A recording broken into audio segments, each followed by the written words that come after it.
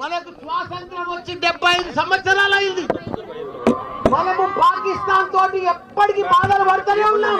ఉగ్రవాదులతో వాళ్ళు పోషిస్తూనే ఉన్నారు.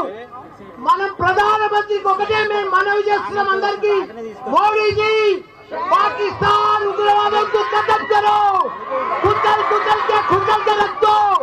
एक जिंदगी में फिर अपना भारत का तरफ नहीं देख रहा हो लोग। उग्रवादों को पूरा पाकिस्तान ప్రపంచంలో చిత్రపటంలోనే పాకిస్తాన్ కనిపిస్తుంది. మనం 75 సంవత్సరాల నుండి బాధపెడుతున్నారు. మనం ఇక భరించలేము. మనం ఇక ఓపిక లేదు మనకు.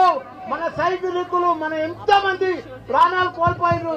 ఈ రోజు కూడా మన తెలుగు బిడ్డ మురళీ నాయక్ గారు చనిపోయారు. ఆయనకు కూడా పెద్ద ఎత్తున సంతానం. ఆయన మనం ఎంత ఇచ్చినా ఆయన లోటు తీర్చలేము.